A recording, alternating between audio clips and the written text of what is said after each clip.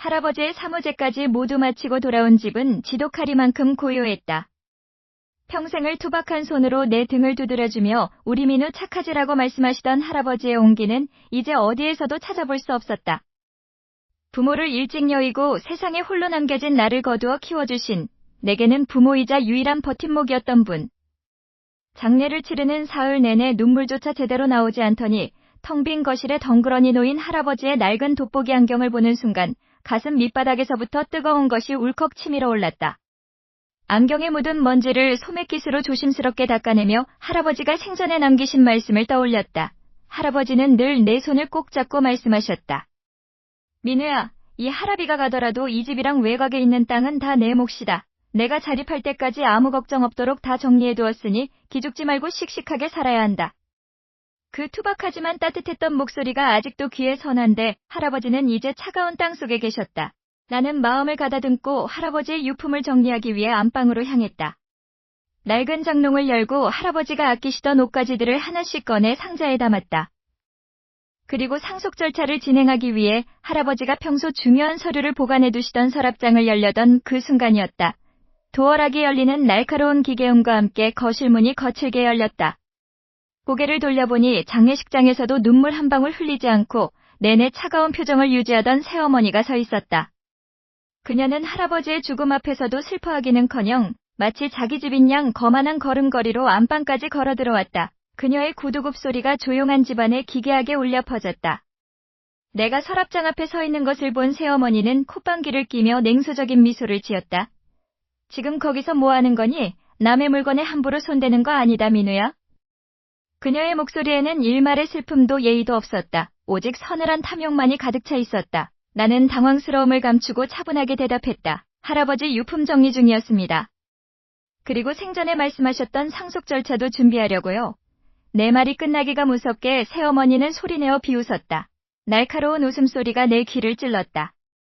상속? 내가 무슨 상속을 받는다는 거니? 착각도 유분수지. 똑똑히 들어라. 이제 이 집도 저 바깥에 있는 땅도 전부 너랑은 아무런 상관없는 물건들이야. 네가 할아버지 손에 자랐다고 해서 뭐라도 된 줄 아나 본데 네 목 같은 건 처음부터 존재하지도 않았어. 새어머니의 뻔뻔하고도 당당한 태도에 머릿속이 하얘졌다.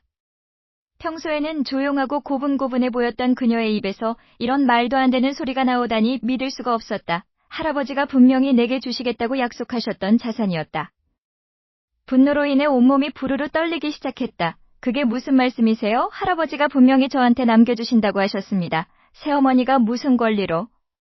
내가 억울함과 분노를 참지 못하고 반박하려던 바로 그 순간이었다. 새어머니는 내 말을 가차없이 자르며 가방 안에서 두꺼운 서류봉투 하나를 꺼내들었다. 그리고 그것을 내 앞 탁자 위에 탁 소리가 나도록 거칠게 내던졌다. 말귀를 못 알아듣는 것 같아서 눈으로 확인시켜주마. 여기 똑똑히 봐라. 내던져진 봉투 안에서 나온 것은 파란색 직인이 선명하게 찍힌 법적 공증 서류였다. 할아버지가 돌아가시기 전에 직접 서명하고 날인하신 재산 기증 및 양도 증서다. 이 집과 외곽의 모든 부동산 자산은 이미 내 남동생 이름으로 전부 명의 변경이 완료됐어. 내 할아버지가 온전한 정신으로 직접 사인하신 거니까 억울하면 저승에 가서 따지든가 말든가 마음대로 해라. 서류의 맨 뒷장에는 정말로 할아버지의 비뚤비뚤한 친필 서명과 평소 쓰시던 인감이 선명하게 찍혀 있었다. 도저히 믿을 수 없는 현실 앞에 나는 숨이 턱 막혀 아무 말도 할 수 없었다. 할아버지가 돌아가신 지 얼마 되지 않아 집안은 온통 정막만 가득했다. 하지만 내 마음속은 슬픔보다도 알 수 없는 분노와 의구심으로 들끓고 있었다. 새어머니가 던지고 간 그 차가운 한마디, 할아버지의 모든 재산이 나와 상관없어졌다는 그 말이 머릿속에서 떠나지 않았다. 평생을 정직하게 살아오신 할아버지가 나를 두고 그런 결정을 내리셨을 리가 없었다. 말도 안 돼. 분명히 뭐가 있어. 나는 마른 침을 삼키며 할아버지가 생전에 가장 아끼시던 오래된 원목 서랍장 앞으로 다가갔다. 할아버지는 중요한 서류나 땅 문서, 집 문서 같은 것들을 항상 이 서랍장 깊숙한 곳에 보관해 두셨다. 서랍을 열자 삐걱거리는 날카로운 소리가 조용한 방 안에 울려 퍼졌다. 손끝이 잘게 떨렸다. 나는 서랍 안에 있던 오래된 수첩들과 편지들을 하나씩 꺼내기 시작했다. 하지만 아무리 찾아도 가장 중요한 집과 교회 땅에 대한 원본 소유권 서류는 보이지 않았다. 낡은 등기필증 한 장조차 남아있지 않았다. 이상했다. 할아버지가 그렇게 철저하게 관리하시던 서류들이 마치 처음부터 존재하지 않았던 것처럼 통째로 사라진 것이다. 서랍 바닥까지 샅샅이 뒤집어 엎었지만 손에 잡히는 것은 먼지뿐이었다. 등 뒤로 서늘한 소름이 돋았다. 누군가 의도적으로 손을 댄 게 분명했다. 심장이 쿵쾅거리며 빠르게 뛰기 시작했다. 나는 도저히 가만히 있을 수 없어 무작정 집 밖으로 나갔다. 마당을 지나 대문을 나서자 골목길 저편에서 평소 할아버지와 가깝게 지내시던 동네 아주머니가 채소를 다듬고 계신 모습이 보였다. 나는 서둘러 발걸음을 옮겨 아주머니께 다가갔다. 아주머니, 안녕하세요. 저 민우예요. 어머, 민우 총각. 장례 치르느라 고생 많았지? 얼굴이 반쪽이 됐네. 아니에요. 괜찮습니다. 저 아주머니. 혹시 할아버지 편찮으실 때 저희 집에 누가 찾아오거나 그러지 않았나요? 제가 회사가 있는 동안에요.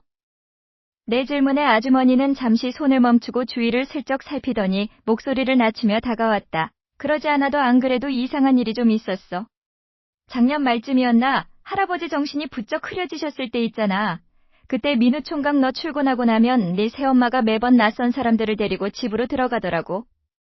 한두 번이 아니었어. 네? 새어머니가요? 저는 전혀 모르는 일인데요. 그렇지? 민우 총각 너한테는 쉿 하더라고. 내가 마당에서 마주쳐서 누구 오셨냐고 물었더니 새엄마가 정색을 하면서 그냥 할아버지 간병 도와주러 온 친척이라고 딱 잘라 말하더라고. 근데 분위기가 전혀 안 그랬어. 올 때마다 무슨 커다란 가방을 들고 가는데 아주 비밀스럽게 움직이더라고. 아주머니의 말을 듣는 순간 머리를 둔기로 맞은 듯한 충격이 번졌다. 새어머니는 내가 집에 없는 시간만을 골라 철저하게 나를 따돌리고 뒤에서 무언가를 꾸미고 있었던 것이다. 할아버지가 치매로 정신이 혼미해진 틈을 타서 법적인 절차를 몰래 밟았을 가능성이 뇌리를 스쳤다. 손이 부르르 떨리고 이가 갈렸다. 겉으로는 조용하고 가냘퍼 보였던 그 인간이 뒤에서 이런 추악한 짓을 벌이고 있었다니 믿기지가 않았다. 내가 충격에 빠져 아무 말도 못하고 서 있자 아주머니는 주변을 한 번 더 두리번거리더니 내 소매자락을 꼭 붙잡았다. 그리고는 내 귀가에 입을 바짝 대고 아주 가냘픈 목소리로 속삭였다. 민우 총각, 이거 진짜 아무한테도 말하면 안 돼. 내가 어느 날 밤늦게 잠이 안 와서 마당에 나왔다가 봤는데 말이야. 네 새엄마가 어떤 덩치 큰 낯선 남자를 집으로 데리고 들어갔어. 그러고는 불 꺼진 할아버지 방에서 그 남자가 할아버지 손을 억지로 붙잡고 강제로 어떤 서류에 도장을 찍게 하고 사인을 받아내더라고. 할아버지는 힘없이 웅얼거리며 거부하시는데도 아주 억지로 말이야. 그 남자 네 새엄마 남동생 같기도 하던데 아무래도 일이 크게 잘못된 것 같아. 유서가 조작되었을지도 모른다는 의심이 머릿속을 스친 순간 온몸의 피가 거꾸로 솟구치는 기분이었다. 평생을 정직하게 살아오신 할아버지가, 그리고 나밖에 모르는 할아버지가 그 아파트와 교회의 땅을 나와 일면식도 없는 새어머니의 남동생에게 전부 넘겼을 리가 없다. 이건 명백한 사기극이다. 나는 주먹을 꽉 쥔 채 곧장 법률공증사무소로 향했다. 심장이 터질 것처럼 쿵쾅거렸고 손끝은 분노로 가직하게 떨려왔다. 사무소 안은 삭막하고 가라앉은 공기가 감돌고 있었다. 몇 번의 까다로운 신분 확인 절차를 거친 끝에 겨우 할아버지의 명의로 된 재산 양도 문서의 사본을 내 눈으로 확인할 수 있었다. 직원이 건넨 서류철을 받아드는 순간 종이의 서늘한 감촉이 손가락을 타고 올라왔다. 서류에 적힌 날짜와 도장, 그리고 빼곡한 법률 용어들을 하나하나 짚어가며 읽어내려갔다. 이게 말도 안 돼. 이때였다고? 서류에 적힌 자산양도 계약 체결 날짜를 확인한 순간 나는 숨을 쉴 수가 없었다. 그 날짜는 다름 아닌 작년 10월 초순이었다. 내 기억 속의 그 시기는 할아버지의 치매 증상이 급격하게 악화되어 가족조차 제대로 알아보지 못하시던 암흑 같은 시기였다. 그 당시에 할아버지는 낮과 밤을 구분하지 못하셨고 방금 밥을 드시고도 또 밥을 달라고 하실 정도로 인지 능력을 완전히 상실한 상태였다. 혼자서는 화장실조차 찾아가지 못하셨던 분이 어떻게 제 발로 이런 공증사무소에 걸어와 자신의 모든 재산을 타인에게 양도한다는 서류에 서명을 한단 말인가? 인지 능력이 완전히 무너진 상태의 노인을 데리고 와서 이런 문서를 작성했다는 것 자체가 법적으로나 도덕적으로나 절대로 성립될 수 없는 명백한 불법 행위였다. 그 여자와 그 남동생 놈이 감히 할아버지를 이용해서 이런 짓을 벌여? 새어머니라는 여자의 조용하고 차분했던 얼굴 뒤에 숨겨진 잔인한 탐욕이 떠올라 소름이 끼쳤다. 내가 회사에서 정신없이 일하고 있을 때 그녀는 자신의 남동생과 모의하여 아무것도 모르는 치매 걸린 시아버지를 속이고 이 엄청난 음모를 꾸몄던 것이다. 모든 정황이 완벽하게 맞아떨어졌다. 이웃들이 말했던 그 수상한 방문객들과 비밀스러운 만남들은 모두 이 가짜 서류를 만들기 위한 더러운 수작에 불과했다. 억울함과 배신감에 눈물이 핑 돌았지만 나는 이를 악물고 서류를 더 자세히 들여다보았다. 어떻게든 이 조작의 증거를 찾아내야만 했다. 형광등 불빛 아래로 서류를 가까이 가져가 할아버지의 서명이 있는 부분을 뚫어지게 쳐다보던 그때였다. 온몸에 차가운 소름이 돋아나며 손에 들고 있던 종이가 사시나무 떨리듯 떨리기 시작했다. 서류 하단에 적힌 할아버지의 이름 3글자가 너무나 기괴했다. 평소에 정갈하고 힘있는 필체는 온데간데 없고 선들이 제멋대로 삐뚤어지며 심하게 일그러져 있었다. 그건 단순히 치매로 인해 손이 떨려 서툰 필체가 아니었다. 누군가 뒤에서 할아버지의 힘없는 손목을 억지로 꽉 움켜쥔 채 거칠게 바닥을 긁으며 강제로 글씨를 쓰게 만든 흔적이 고스란히 남아있었다. 잉크가 뭉쳐진 자국과 억지로 꺾인 회계 방향이 그 당시에 일어났던 끔찍한 강압의 순간을 그대로 증명하고 있었다. 공증사무소를 나오자마자 손끝이 바르르 떨렸다. 공기가 유난히 차갑게 느껴졌고 심장이 가슴벽을 쿵쿵 찌어댔다. 할아버지가 치매로 정신을 놓아가던 그 암흑 같은 시기에 누군가 할아버지의 손을 빌려 서류에 도장을 찍었다는 확신이 들자 뱃속 깊은 곳에서부터 뜨거운 분노가 치밀어 올랐다. 새어머니, 그 차분하고 조용한 얼굴 뒤에 숨겨진 잔인한 탐욕이 떠올라 이를 악물었다. 하지만 심증만으로는 아무것도 증명할 수 없었다. 법은 눈물이나 억울함이 아니라 오직 차가운 서류와 숫자로만 이야기하니까 나는 당장 눈앞의 진실을 내 눈으로 직접 확인해야만 했다. 나는 근처 카페로 무작정 뛰어들어가 노트북을 켰다. 인터넷 등기소 화면이 켜지자마자 마우스를 쥔 손에 힘이 들어갔다. 할아버지가 평생을 일구고 내 어린 시절의 추억이 고스란히 묻어있는 그 교회의 땅과 집, 할아버지는 늘 내 손을 잡고 민우야, 이 땅은 네 미래다. 네가 힘들 때 든든한 버팀목이 되어줄게야 라고 말씀하시곤 했다. 떨리는 손가락으로 해당 토지의 주소를 한 글자 한 글자 입력했다. 발급 버튼을 누르고 수수료를 결제하는 그 짧은 몇 초의 시간이 마치 몇 년처럼 길게 느껴졌다. 모니터 화면이 하얗게 전멸하더니 이내 빽빽한 글씨로 가득 찬 부동산 등기부 등본이 화면에 떠올랐다. 침을 꼴깍 삼키며 마우스 휠을 아래로 내렸다. 을구와 갑구를 샅샅이 훑어내려가던 내 시선이 소유권 이전에 관한 기록에서 딱 멈췄다. 등기 원인과 접수 날짜를 보는 순간 나는 내 눈을 의심할 수밖에 없었다. 할아버지가 돌아가시기 불과 2달 전이었다.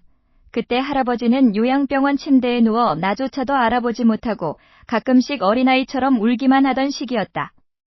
그런 분이 자신의 가장 가치 있는 유산이자 평생의 전부였던 교회의 노른자 위 땅을 제 발로 가서 넘겼을 리가 만무했다.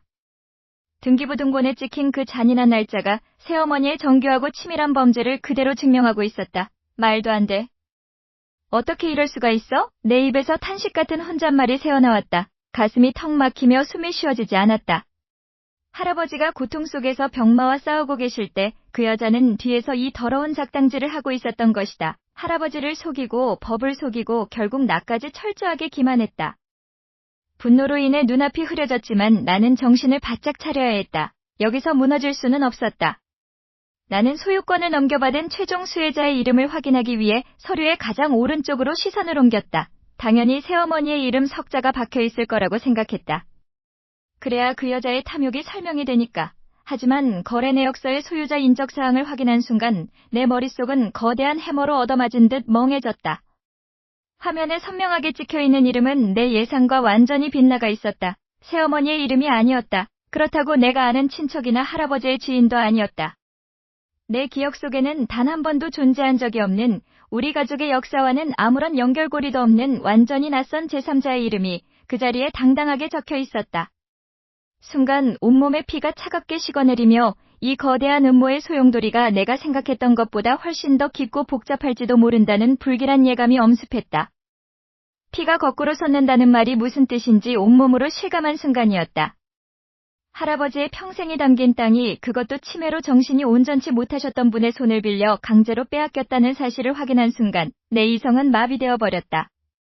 나는 등기부 등본을 뽑아든 채 곧장 새어머니의 집으로 향했다. 문을 두드리는 내 손은 분노로 잘게 떨리고 있었고 심장은 금방이라도 터질 것처럼 가쁘게 뛰었다. 쾅쾅쾅! 거칠게 문을 두드리자 잠시 후 문이 열리며 새어머니가 나타났다. 그녀는 평소처럼 화장기 없는 수수한 얼굴에 차분한 몸짓으로 나를 바라보았다. 할아버지의 장례식장에서도 그저 조용히 자리를 지키던 그 위선적인 모습 그대로였다. 민우 언니? 무슨 일인데 이렇게 거칠게 문을 두드려? 이게 다 뭐예요? 나는 들고 있던 등기부등본과 서류들을 그녀의 눈앞에 집어던지듯 내밀었다. 종이들이 바닥으로 몇 장 떨어졌지만 나는 개의치 않고 소리를 질렀다.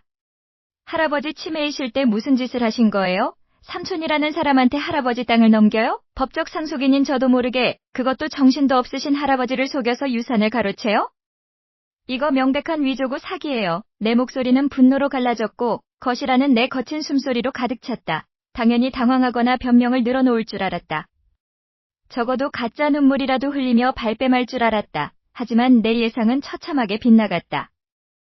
새어머니는 바닥에 떨어진 서류를 천천히 쳐다보더니 한치의 흐트러짐도 없는 태도로 그것들을 주워 모았다. 그리고는 거실 테이블 위에 단정하게 내려놓고는 소파에 깊숙이 몸을 묻었다. 그녀의 얼굴에는 당황한 기색은커녕 오히려 올 것이 왔다는 듯한 태연함이 감돌았다. 그래, 결국 알아냈구나. 생각보다 눈치가 빠르네. 그녀의 입에서 나온 너무나도 담담한 인정에 나는 순간 말문이 막혔다. 뭐라고요? 지금 그게 죄송하다는 사람의 태도예요? 새어머니는 피식 웃으며 나를 차갑게 올려다보았다. 죄송? 민우야, 내가 왜 너한테 죄송해야 하니? 내가 그 땅을 가져간 게 왜 사기야? 그건 내가 당연히 받아야 할 정당한 대가였어. 내 눈에는 내가 그냥 가만히 앉아서 할아버지 재산이나 탐낸 사람으로 보이니? 그녀의 목소리 톤이 한 단계 낮아지며 매서워졌다. 내 아버지가 죽기 전에 남긴 그 수많은 빚들, 그거 누가 다 갚았는지 알아? 내 할아버지가 갚아주셨니? 아니면 다 자란 내가 갚았어? 아니. 전부 내 등골이 터져라 이래서 갚았어. 네 아버지가 싸지른 똥을 치우느라 내 청춘이 다 날아갔다고. 할아버지가 살아생전에 나한테 미안하다고 하셨던 말, 다 진심이었어. 그래서 이 땅이라도 줘서 보상하겠다고 하신 거고, 난 그저 내 몫을 조금 일찍 챙긴 것뿐이야. 내 삼촌 명의로 돌려놓은 것도 다 사정이 있어서 그런 거란다. 말도 안 되는 소리 하지 마세요. 할아버지는 제게 이 집과 땅을 물려주겠다고 유언처럼 말씀하셨어요. 치매에 걸리신 분을 협박하고 속여서 서류에 도장 찍게 만든 게 어떻게 정당한 대가예요? 이건 엄연한 범죄예요. 나는 주먹을 불끈 쥐었다. 손톱이 손바닥을 파고들어 아파왔지만 분노 때문에 통증조차 느껴지지 않았다. 할아버지를 향한 그리움과 배신감, 그리고 억울함이 뒤섞여 눈물이 왈칵 쏟아질 것만 같았다. 하지만 이 악마 같은 여자 앞에서 약한 모습을 보이고 싶지 않아 입술을 깨물며 참아냈다. 더 이상 긴 말 필요 없어요. 내일 당장 법원에 소송 걸고 경찰에 고소할 겁니다. 치매 걸린 노인 속여서 재산 가로챈 사기꾼으로 감옥에 쳐넣을 거라고요. 당신이랑 그 삼촌이라는 인간까지 전부 다. 내가 악에 받쳐 소리치자. 새어머니는 천천히 자리에서 일어났다. 그리고는 내 앞으로 다가와 내 얼굴을 빤히 응시했다. 무서울 정도로 차분한 눈빛이었다. 잠시 침묵이 흐른 뒤 그녀의 입꼬리가 비틀어지며 기괴한 미소가 번지기 시작했다. 그녀는 낮고 은밀한 목소리로 내 귀에 속삭이듯 말했다. 경찰? 고소? 그래, 마음대로 해보렴. 그런데 민우야, 정말로 내가 이 모든 걸 나 혼자서 다 계획하고 저지른 일이라고 생각하니? 새어머니의 그 뻔뻔한 낯짝을 마주하고 온 날 밤, 나는 단 한숨도 잘 수 없었다. 내 아버지가 남긴 빚을 갚아준 대가라고? 우리 할아버지가 평생을 일궈온 피땀 어린 자산을, 그것도 온전한 정신이 아니셨던 노인의 손을 빌려 가로채 간 자가 할 소리는 아니었다. 가슴속에서 끓어오르는 분노를 간신히 누르며 나는 법적 대응을 위한 구체적인 증거를 수집하기로 결심했다. 단순히 심증만으로는 그 독사 같은 여자를 무너뜨릴 수 없었기에 나는 다음날 아침이 밝자마자 곧바로 구청과 등기소로 향했다. 창구에 서서 할아버지의 명의로 되어 있던 모든 부동산의 등기부등본과 토지대장 그리고 과거 소유권 이전과 관련된 서류 일체를 정식으로 요청했다. 서류를 신청하고 대기석에 앉아있는 내내 손끝이 가늘게 떨렸다. 창문 너머로 내리쬐는 햇살은 지독하리 많지 눈이 부셨지만 내 마음은 칠흑 같은 어둠 속을 헤매는 것만 같았다. 대기번호가 불리고 직원이 건네준 두꺼운 서류 뭉치를 받아들었을 때의 그 묵직한 감각이 아직도 생생하다. 종이 냄새와 함께 전해지는 싸늘한 기운이 온몸의 세포를 깨우는 듯했다. 나는 숨을 죽이고 서류의 첫 페이지부터 천천히 넘기기 시작했다. 소유권 이전 사유, 신청 날짜, 그리고 접수 번호까지 하나하나 짚어가며 눈에 불을 켜고 읽어내려갔다. 할아버지가 요양병원에서 외롭게 투병하시며 사리분별을 못하시던 바로 그 시기에 어떤 음모가 뒤에서 움직였는지 그 더러운 흔적들이 고스란히 기록되어 있었다. 서류상에 찍힌 할아버지의 인감도장은 평소 어른신이 쓰시던 것과 미묘하게 달랐고 위임장 역시 급하게 위조된 티가 역력했다. 내 예상이 맞았다는 확신이 드는 순간 심장이 터질 것처럼 가쁘게 뛰기 시작했다. 하지만 진짜 잔인한 진실은 그 뒤에 숨겨져 있었다. 마지막 페이지. 현재 최종 소유권자가 누구인지 확인하기 위해 소유자란으로 시선을 옮긴 나는 순간 숨을 쉴 수조차 없었다. 내 눈을 의심하며 몇 번이고 글자를 다시 읽었다. 하얗게 질린 손가락 끝이 종이를 찢을 듯이 움켜쥐었다. 그곳에 적힌 이름은 새어머니가 아니었다. 법적으로 우리 할아버지의 그 넓은 땅과 집을 통째로 넘겨받은 현 소유주는 다름 아닌 새어머니의 친남동생이었다. 우리 가족과는 피 한 방울 섞이지 않은 완벽한 타인. 명절은커녕 할아버지가 병상에서 숨을 거두기 직전까지 단 한 번도 병문안은커녕 얼굴조차 비춘 적이 없는 날강도 같은 인간이었다. 새어머니는 자신에게 쏠릴 의심을 피하기 위해 뒤에서 남동생과 공모해 할아버지의 전 재산을 한순간에 가로채버린 것이었다. 하루아침에 막대한 부동산 자산가가 된 그 남동생의 이름 석자가 내 심장에 비수처럼 날카롭게 날아와 박혔다. 손에 쥐어진 부동산 등기부등본 위에는 충격적인 이름이 선명하게 박혀 있었다. 할아버지의 평생이 담긴 집과 땅을 통째로 집어삼킨 사람은 새어머니뿐만이 아니었다. 평생 우리 가족과 왕래 한 번 없던 새어머니의 남동생, 즉 나에게는 아무런 피도 섞이지 않은 생판남인 그 인간의 이름이 버젓이 소유자로 올라와 있었다. 피가 거꾸로 솟고 심장이 터질 것처럼 쿵쾅거렸다. 치매로 사리분별도 못하시는 할아버지를 붙잡고 두 사람이 뒤에서 무슨 짓을 벌였을지 상상하는 것만으로도 이가 갈렸다. 이 억울하고 더러운 진실을 세상에 전부 폭로해야 했다. 나는 곧장 친척 어른들에게 연락을 돌렸다. 고모들과 삼촌들, 그리고 평소 할아버지를 아끼던 본가 친척들에게 눈물로 호소했다. 새어머니와 그 남동생이 눈이 먼 할아버지를 속여 재산을 가로챘다고, 제발 이 황당하고 억울한 일을 바로잡을 수 있게 힘을 보태달라고 매달렸다. 당장 큰 고모네 집으로 찾아가 서류들을 보여주며 진실을 밝히려고 했다. 하지만 내가 한 발 늦었다는 사실을 깨닫는 데는 그리 오랜 시간이 걸리지 않았다. 민우야, 내가 어떻게 우리한테 이럴 수가 있니? 사람이 분수를 알아야지. 큰 고모의 날카로운 목소리가 수화기 너머로 꽂혔을 때 나는 내 귀를 의심했다. 새어머니는 이미 손을 써둔 상태였다. 그녀는 내가 친척들에게 연락하기 전 먼저 온 집안을 돌며 눈물로 거짓 연기를 펼쳤던 것이다. 새어머니와 그 남동생은 친척들 앞에서 나를 세상에 둘도 없는 불효자식으로 만들어 놓았다. 형님, 고모님, 제가 그동안 민호 아빠가 남긴 빚 갚느라 얼마나 피눈물을 흘렸는지 잘 아시잖아요. 그런데 민우 저 녀석은 할아버지가 편찮으실 때는 코빼기도 안 비치더니 돌아가시자마자 돈에 눈이 멀어서 저 난리를 쳐요. 할아버지가 생전에 저 고생했다고 제 남동생한테라도 좀 챙겨주라고 직접 유언까지 남기신 건데 이제 와서 저를 사기꾼으로 몰아세우네요. 자식 키워봤자 다 소용없다더니 너무 억울해요. 새어머니의 치밀하고 교활한 거짓말에 친척들은 완전히 속아 넘어가 있었다. 평소 겉으로는 조용하고 헌신적인 척했던 그녀의 구슬픈 눈물 연기에 다들 속아버린 것이다. 내가 아무리 진짜 등기부등본을 보여주고 할아버지의 치매 진단서를 들이밀며 소리쳐도 친척들의 시선은 차갑기만 했다. 오히려 나를 할아버지의 유산만 노리는 탐욕스럽고 배은망덕한 놈으로 취급했다. 할아버지 장례식 치른 지 얼마나 됐다고 벌써부터 돈 때문에 새어머니를 고소하네 마네 난리를 피워? 내가 인간이냐? 할아버지가 하늘에서 통곡하시겠다. 삼촌마저 나에게 등을 돌리며 침을 뱉듯 모진 말을 내뱉었다. 순식간에 나는 유산에 미친 페르나가 되어 혼자가 되었다.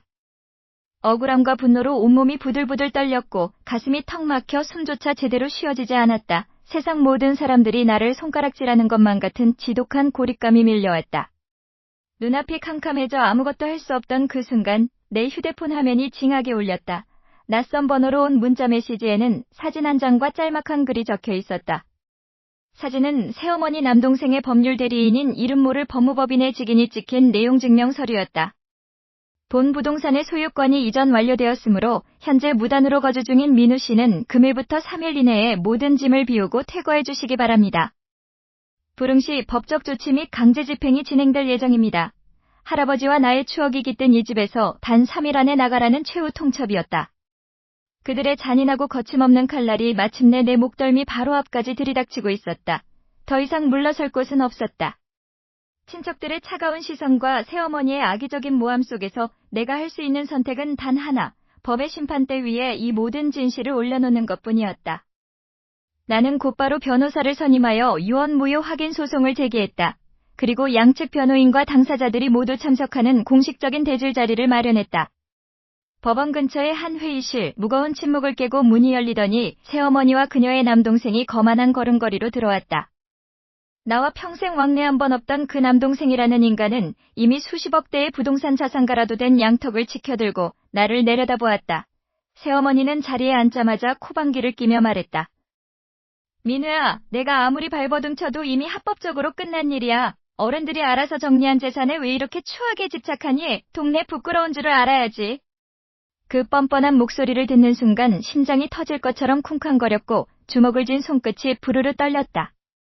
할아버지가 돌아가신 지 얼마 되지도 않았는데 오직 돈에만 눈이 먼 그들의 얼굴을 보니 구역질이 날 것 같았다. 하지만 나는 여기서 감정을 터뜨릴 수 없었다. 침착해야 했다. 철저히 준비한 무기가 있었기 때문이다. 나는 숨을 깊게 들이쉬고 가방에서 두꺼운 서류 뭉치를 꺼내 테이블 한가운데로 강하게 내던졌다. 툭 하는 무거운 소리와 함께 새어머니의 시선이 서류로 향했다. 합법이요? 그 합법이라는 말, 이 서류를 보고도 하실 수 있는지 보죠. 내가 꺼낸 것은 할아버지가 생전에 다녔던 대학병원의 정밀 의료 기록과 담당 의사의 소견서 그리고 치매 진단서였다. 이걸 똑똑히 보세요. 당신들이 유언장에 할아버지 도장을 찍고 공증을 받았다고 주장하는 바로 그 날짜. 그 시기에 할아버지는 이미 중증 치매 상태였습니다. 인지 능력이 완전히 상실되어 본인의 이름 석자도 제대로 기억하지 못하셨고 의사 표현 자체가 불가능하다고 법적 의료기관이 공식 인증한 진단서입니다. 의사소통도 안 되는 노인을 데려다가 억지로 도장을 찍게 만든 게 당신들이 말하는 합법입니까? 내 단호한 목소리가 회의실 안을 가득 채웠다. 서류를 훑어보던 새어머니의 변호사 얼굴이 순식간에 굳어졌다. 늘 여유롭던 새어머니의 눈동자가 심하게 흔들리기 시작했고 옆에 있던 그녀의 남동생은 당황한 기색을 감추지 못하며 마른 침을 삼켰다. 이게 무슨... 말도 안 되는 소리야, 형님. 이거 다 조작된 거 아니에요? 남동생이 다급하게 새어머니의 팔을 붙잡았지만 새어머니는 아무 말도 하지 못한 채 입술만 바르르 떨었다. 언제나 완벽하게 숨길 수 있을 거라 믿었던 그들의 추악한 음모가 법적인 증거 앞에서 낱낱이 파헤쳐지는 순간이었다. 할아버지를 속이고 나를 벼랑 끝으로 몰고 갔던 그 대가를 이제야 치르게 하겠다는 확신이 들었다. 가슴속을 짓누르던 체증이 내려가는 것 같았고 승리는 명백히 내 쪽으로 기울고 있었다. 사기꾼들의 파멸이 눈앞에 그려지는 듯했다. 바로 그때 새어머니 측의 변호사가 곤혹스러운 표정을 지우고 냉소적인 미소를 지으며 서류 가방에서 작은 태블릿 PC를 꺼냈다. 민우 씨, 할아버님께서 치매를 앓으셨던 건 사실입니다. 하지만 치매 환자에게도 증상이 일시적으로 호전되는 선망의 회복기, 즉 의식이 아주 또렷해지는 순간이 있다는 걸 모르셨나 보군요. 그가 화면을 터치하자 동영상이 재생되었다. 화면 속에는 병실에 단정하게 앉아 계신 할아버지의 모습이 보였다. 할아버지는 너무나도 맑고 또렷한 눈빛으로 카메라를 응시하며 천천히 입을 열었다. 나 이만우는 내가 정신이 온전할 때 이 말을 남긴다. 내 모든 부동산과 남은 재산은 그동안 고생한 내 며느리의 남동생에게 전부 자발적으로 기부하고 양도하겠다. 손자 민우에게는 단 한 푼도 물려주지 않겠다. 화면 속 할아버지의 목소리는 너무나 확고했고 내 세상은 그 순간 그대로 무너져 내렸다. 법정 안의 공기는 숨이 막힐 정도로 무겁고 차가웠다. 판사석 아래로 검은 법복을 입은 이들의 날카로운 시선이 느껴졌고 내 맞은편에 앉은 새어머니와 그녀의 남동생은 여전히 뻔뻔한 얼굴로 나를 노려보고 있었다. 오늘이 마지막이 될 수도 있는 재판이었다. 원고 측이 제출한 동영상 증거는 촬영 각도와 편집 가능성을 고려할 때 고인의 온전한 의사를 반영했다고 보기 어렵습니다. 새어머니 측 변호사가 서류를 흔들며 차가운 목소리로 말했다. 그들이 준비한 카드는 역시나 조작 의혹이었다. 할아버지가 생전에 나에게 집을 물려주겠다고 말씀하셨던 그 소중한 영상이 저들의 더러운 입을 통해 한순간에 짜깁기 된 가짜로 몰리고 있었다. 가슴속에서 뜨거운 불덩이가 울컥 치밀어 올랐다. 주먹을 얼마나 세게 쥐었는지 손톱이 살을 파고들어 얼얼한 통증이 느껴졌다. 재판장님. 우리 측 변호사가 침착하게 자리에서 일어났다. 그리고 미리 준비한 두꺼운 서류 뭉치를 재판장에게 제출했다. 피고 측은 영상의 신빙성을 흔들려고 하지만 진실은 변하지 않습니다. 여기 할아버님이 돌아가시기 전 대형 병원에서 진단받으신 정밀 의료 기록과 의사 소견서가 있습니다. 유산 상속 문서가 작성되었다는 그 시점에 할아버님은 이미 중증 치매로 인해 본인의 이름조차 기억하지 못하는 상태였습니다.